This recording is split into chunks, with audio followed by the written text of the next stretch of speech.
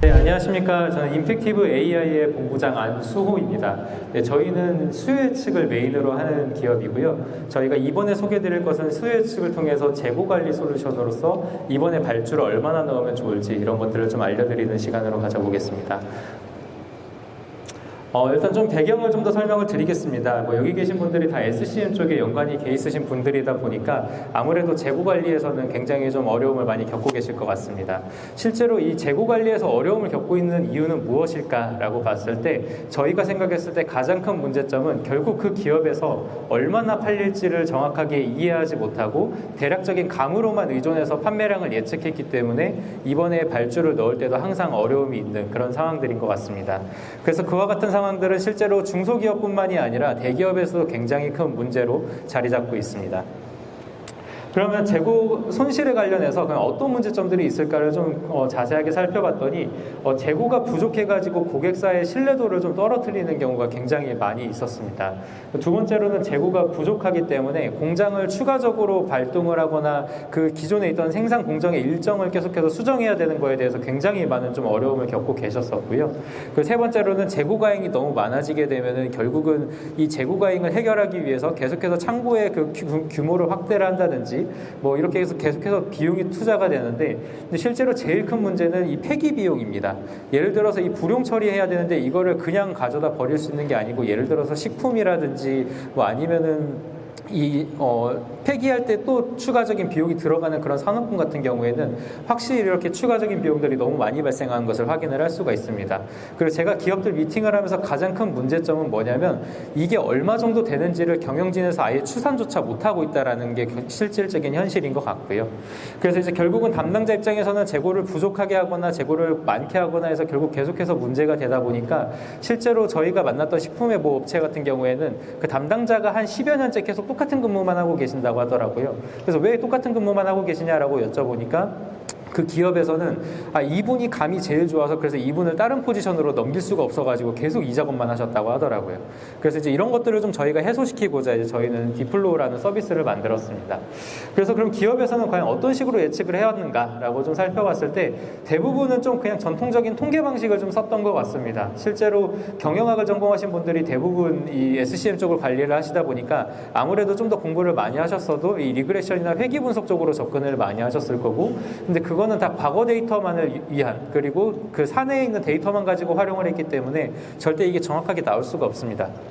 그래서 대부분의 현실적인 기업들은 그냥 엑셀로 해가지고 3개월 전에 평균치 내서 과연 이게 얼마나 팔렸는지를 해서 하거나 아니면 작년 이맘때쯤에 팔렸던 그 수치 가지고 이번에 반영을 해서 하거나 아니면은 이제 회장님이나 이제 좀 영업본들이 밖에 나갔을 때 얼마만큼 판매될 거다라는 그 추정치를 가지고 이제 예측을 하는 게 전부일 것 같습니다. 네, 중간중간 좀 웃으시는 분들 계시는 거 보니까 아무래도 진짜 좀 현업에 좀 있는 이야기를 많이 하고 있는 것 같습니다.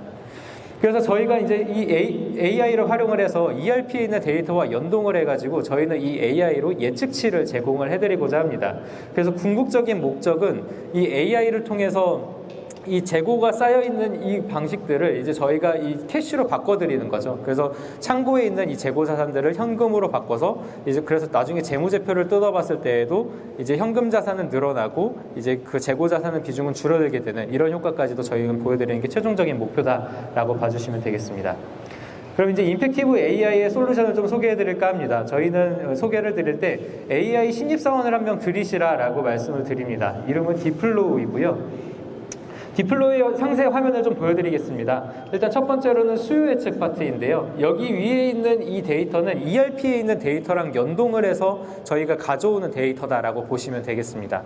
그래서 ERP에 있는 데이터를 가져오면은 여기 보시는 왼쪽에 있는 그래프 같은 경우에는 저희가 과거의 평균 판매량이 얼마나 됐는지를 보여드리는 거고 오른쪽에 보이는 이 6개의 점들이 이제 얼마나 팔릴지에 대한 미래 판매량을 보여드리는 겁니다. 이거는 실제로 기업마다 원하는 기간이 다르기 때문에 1주부터 1개월, 한 달, 6개월, 1년까지도 저희가 예측이 가능하고요. 그리고 실제로 여기 화면에서는 잘 보이지 않지만 이렇게 범위가 좀 설정이 돼 있습니다. 이 범위는 무슨 말이냐면은 최대로는 얼마까지가 판매가 될 거고 최저로는 얼마까지가 판매가 될 거다라는 그 가늠치를 저희가 좀 제공을 해드리고 있습니다. 그래서 처음에는 저희가 시스템을 만들었을 땐 여기까지로 딱 보여드렸었는데 있었는데 저희가 현업에 계신 분들이랑 좀 이렇게 대화를 나누다 보니까 이분들이 말씀하시는 게 뭐였냐면 AI로 예측해 주는 것까지는 되게 좋은데 근데 현업에서 이거를 결정해서 쓰려면 이게 왜 이렇게 예측을 했는지에 대한 설명이 꼭 나와줘야 된다라고 꼭 말씀을 해주시더라고요. 그래서 저희가 이번에 다음 달부터 계속해서 업데이트된 내용들로 보여드리는 건 이 아래에 있는 내용입니다. 이 아래에 있는 내용은 뭐냐면 실제로 저희가 외부의 환경 데이터로 한 5만여 가지를 가지고 있거든요. 그래서 이 5만여 가지의 데이터와 그리고 사내에서 그 수요 예측에 되게 중요하게 영향을 주는 변수들을 저희가 가지고 있고 이 변수들로 이제 어떤 변수들이 영향을 많이 줬는지에 대한 설명 자료까지도 저희가 제공을 해드리고 있습니다. 이게 Explainable AI라는 건데 실제로 이 수요 예측을 하시는 곳에서 어떤 곳에서도 이 Explainable AI를 적용했던 사례들을 찾기가 굉장히 힘듭니다. 왜냐하면 이거는 실제로 머신러닝은 최적의 값을 찾아내는 과정이기 때문에 그냥 기계로 돌렸을 때 이렇게 값이 나왔습니다 라고 말씀을 해드리면 그냥 사용자들은 보통 그걸 믿고 그냥 쓰시는 과정들이 많았거든요. 근데 이제 저희는 여기에서 좀 더 나아가서 이 SCM의 현업에 계신 분들이 쓸 수 있게 만들려다 보니까 이 퓨처 임폴턴스라고 해서 어떤 변수들이 가장 영향을 많이 줬는지를 파악을 하고 그거를 이렇게 그래프로 좀 보여드리는 그런 과정들을 겪고 있습니다. 그럼 이제 여기가 이제 진짜 현업에서 가장 많이 쓰실 수 있는 화면이라고 보면 되겠는데요. 여기는 재고 관리 파트입니다. 그래서 이제 왼쪽에 보이시는 이 블러 표시된 것들이 이제 그 현업에서 실제로 사용하고 계시는 ERP에 있는 데이터들이고 오른쪽으로 쭉 넘기다 보면 어떤 게 나오냐면 실제로 우리가 가지고 있는 재고의 수준이 얼마인지 그리고 우리가 미래에 판매될 양은 얼마인지 그럼 우리가 이번에 몇 개 발주 넣으면 되는지까지도 알려드리는 서비스다라고 보시면 되겠습니다. 그리고 이제 여기 보이시는 부분이 안전재고에 대한 수준인데요. 실제로 안전재고 같은 경우에는 이 기업의 현황에 따라서 계속해서 바뀔 수 있는 여지가 있습니다. 왜냐하면 이 어떤 공장에서 갑자기 생산이 중단해야 되는 상황이 되면 그럼 이런 것들은 실제로 이번에 미리 더 많이 쌓아둬야 되는 상황이 될 수도 있고 이쪽에 공장을 확장하는 게 다음 달부터 적용이 된다라고 하면 안전재고는 좀 더 줄여도 되는 상황이 될 거거든요. 근데 이런 것들은 아마 현업의 담당자분들이 워낙에 더 잘 알고 계실 겁니다. 그래서 이런 것들을 좀 세세하게 일부러 조정할 수 있게 저희가 안전재고 수준을 좀 수정할 수 있도록 좀 만들어 드렸고요. 그리고 이제 여기 같은 경우에는 제품의 리드 타임을 좀 고려를 해야 됩니다.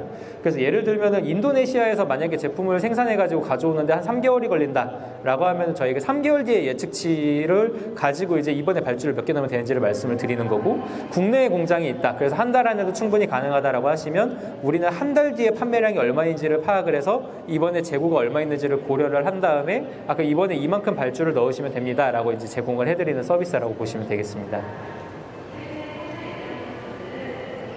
네, 그러면 임팩티브 AI는 그럼 도대체 어떻게 예측을 하길래 굉장히 좀 정확하게 예측을 할 수 있는가 이 부분이 좀 궁금하실 것 같아서 제가 좀 대략적으로 설명을 한번 드려볼까 합니다. 첫 번째로는 저희가 머신러닝을 사용할 때 두 가지가 제일 중요합니다. 첫 번째는 데이터가 얼마나 많이 확보가 되어 있는가이고 두 번째는 AI 성능이 얼마나 좋은가 모델링에 대한 성능이 중요합니다.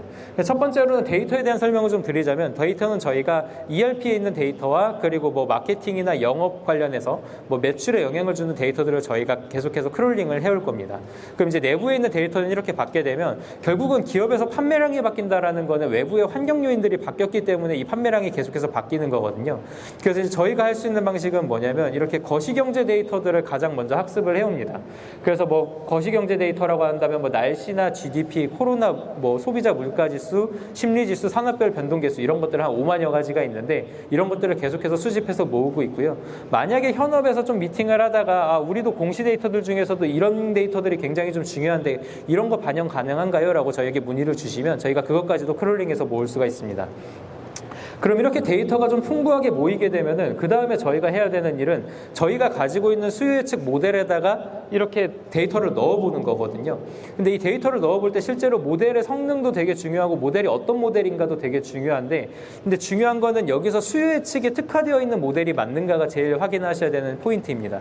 근데 저희는 수요 예측만을 전문으로 하고 있는 기업이라서 당연히 여기에 맞는 200여 개의 모델들이 구축이 되어 있고 그래서 이제 여기에다가 넣었을 때 제일 정확하게 예측이 잘 되는 그 하나의 값을 도출해내는 게 저희의 핵심입니다. 그래서 이 부분이 조금 이해가 안 되실까 봐 조금 더 디테일하게 설명을 드리자면 과거 1년치의 판매량을 가지고 저희가 예측한다라고 가정을 했을 때 11월과 12월의 데이터는 저희가 테스트 데이터라고 해서 따로 시험지로 빼둘 거고 1월부터 10월까지의 데이터는 학습 데이터라고 해서 저희가 계속해서 이거를 학습하는 데이터로만 쓸 겁니다. 그리고 나서 11월과 12월을 맞춰보는 시기인데 이때 당시에 이제 저희가 모델을 다 넣어보고 그 다음에 어떤 모델이 가장 정확하게 잘 예측했는지를 판단하는 과정이라고 보시면 되겠습니다. 그러면 이제 진짜로 수요 예측을 이렇게까지 진행을 했는데 그럼 임팩티브 AI에서는 솔루션이 그럼 어떤 걸 적용이 가능한 건가? 그래서 아까 전에 말씀드렸던 것처럼 저희가 재고 관리 쪽으로도 영향을 드릴 수가 있겠고, 두 번째로는 저희가 신제품이 얼마나 팔리는지를 좀 말씀드릴 수가 있습니다. 그래서 신제품 같은 경우에는 우리는 초기에 판매 데이터가 없는데 그럼 이건 어떻게 예측을 하는 거지? 이게 궁금하실 텐데 좀 해답을 드리자면 저희가 유사 카테고리 안에 분류되어 있는 그 초기 데이터들로 학습을 하는 겁니다. 예를 들어서 삼성에서 핸드폰을 만드는데 계속해서 S 시리즈는 나오고 있거든요.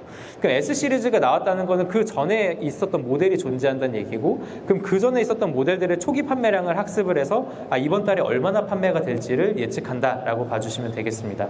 그렇게 해서 이번에 진행을 했었던 게 세라젬에서 이번 연도 5월에 나왔던 신제품이 이제 저희가 컨설팅을 해서 알려드렸던 품목이라고 보시면 되겠고요.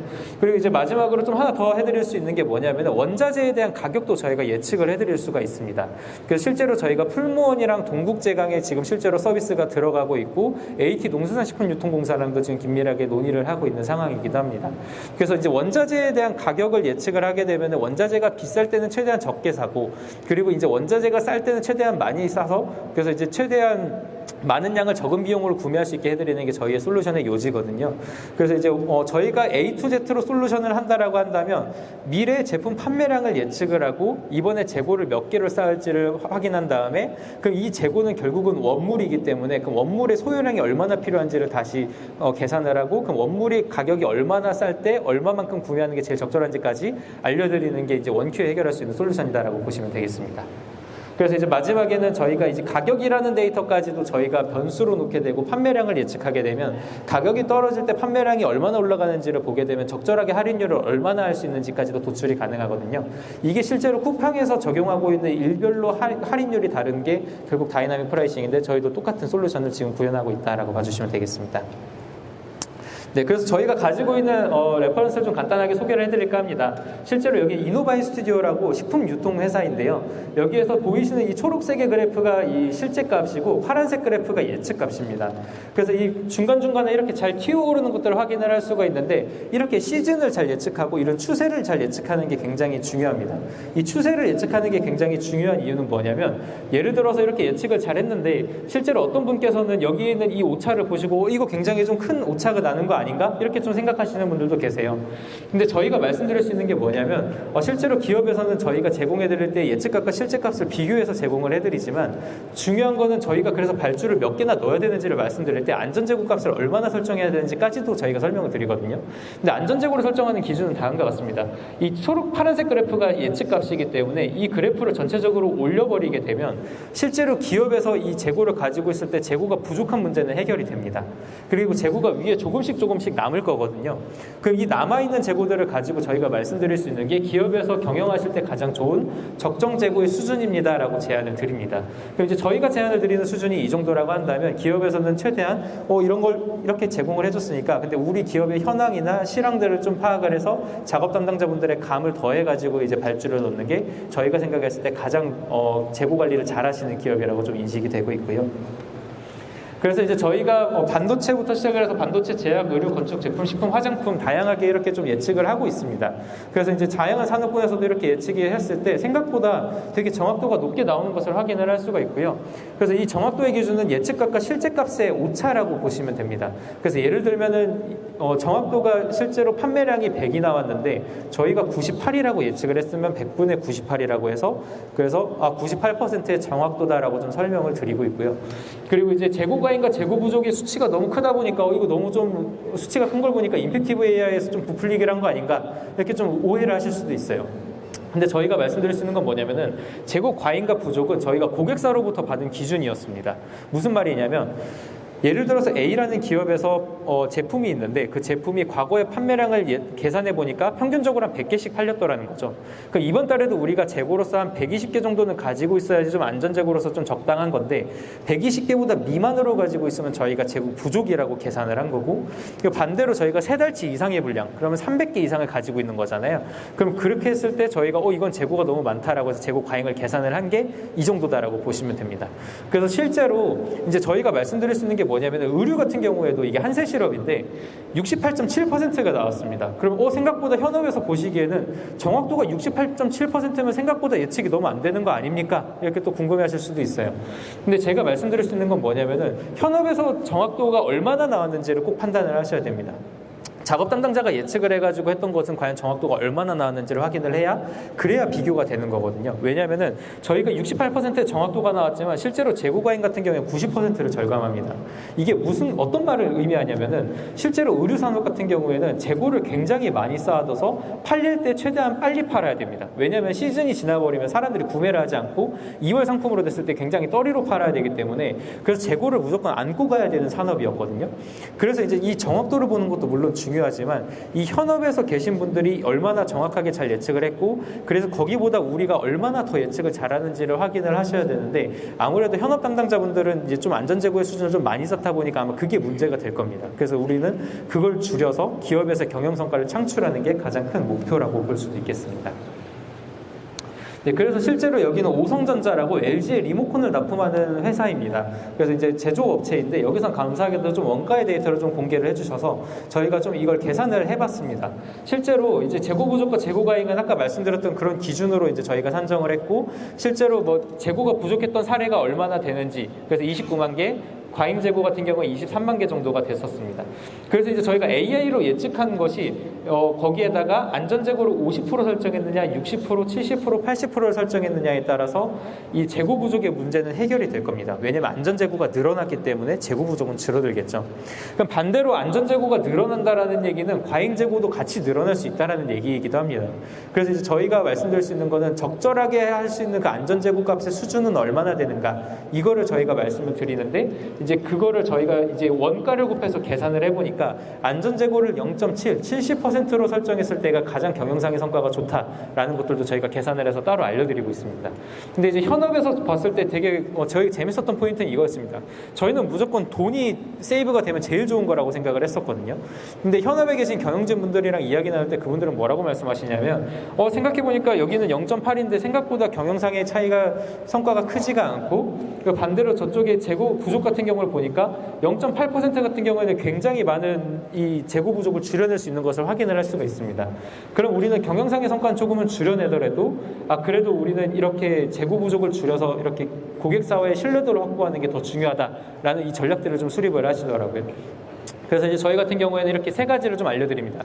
재고 부족을 최소화할 수 있는 방법, 재고 과잉을 최소화할 수 있는 방법, 경영상의 성과가 잘 나는 것.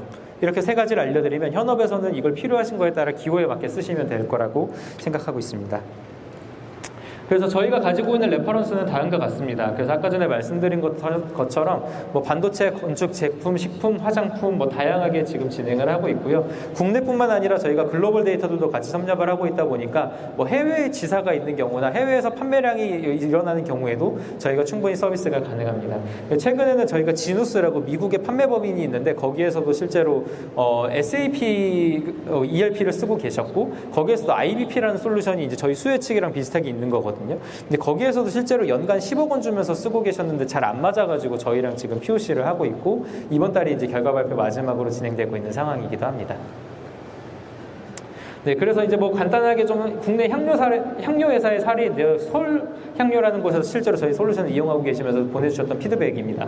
그래서 이제 1,500개 정도가 되는 품목들을 일일이 다 예측을 하려고 하다 보니까 건축, 영업이라든지 아니면은 마케팅이라든지 이런 부서에다 다 전화를 해가지고 얼마나 팔릴지를 예측을 하셨다고 하더라고요. 그래서 이런 것들을 월에 한 반절 정도를 소요를 하셨는데 이 시간 자체를 저희가 7분 이내로 단축을 시켜드렸었고요. 두 번째는 이제 사람이 예측했던 것보다 얼마나 개선이 됐습니까? 라고 여쭤보니까 30-40% 정도는 확실히 개선됐다라고 좀 피드백을 주셔가지고 그래서 이제 저희가 이렇게 계산을 할 수가 있었고 그 다음에는 저희가 베트남의 패션 의류 회사에서도 똑같은 실적을 거뒀습니다. 그래서 실제로 이제 AI를 도입할 때 가장 중요한 건 뭐냐면 지금 당장 AI를 판단해서 이게 100%로 예측이 가능한가 안 가능한가로 논하기에는 실은 AI는 아직은 좀 저 멀리 있습니다. 그래서 이제 제일 중요한 건 우리가 챗GPT 하나를 쓰더라도 결국은 자기한테 커스터마이징을 어느 정도 해야지 얘가 똑똑하게 굴러가는 거거든요. 그래서 이제 저희 같은 AI 솔루션도 지금 당장 그냥 저희의 기술력을 가지고 평가를 하시는 것도 물론 중요하지만 이 기업에서 얼마나 저희를 잘 활용하셔가지고 성능을 극대화할지는 이제 저와의 미팅을 통해서 계속해서 이런 논의를 좀 이어가면 아마 좀 경영상에서도 충분한 좋은 성과를 거두실 거라고 생각이 듭니다. 저희 기업은 실제로 3년 됐습니다. 그래서 3년밖에 안 됐는데도 이렇게 좀 결과가 잘 나오고 그리고 서비스가 빨리 될 수 있었던 이유는 저희는 다 맨파워에서 나왔습니다. 저희는 실제로 모델링을 해주시고 계신 분들은 뭐 카이스트나 피츠버그, 뭐 하버드, 뭐 포스텍에서 공부하셨던 분들이 다 헤더로 참여를 해주시고 계시고요. 그리고 저희 대표님 같은 경우에는 저희 실제로 한동대학교에서 AI를 가르치고 있는 교수이기도 하십니다. 그리고 그전에는 삼성경제연구소에서 한 10여 년 정도 그 AI를 비즈니스에 도입하는 컨설팅을 해오셨는데 실제로 그래서 저희가 뭐 KPC 생산성 본부랑 한국무역협회에서도 계속해서 최우수 컨설팅 업체로도 저희가 선정이 되고 있기도 하고요.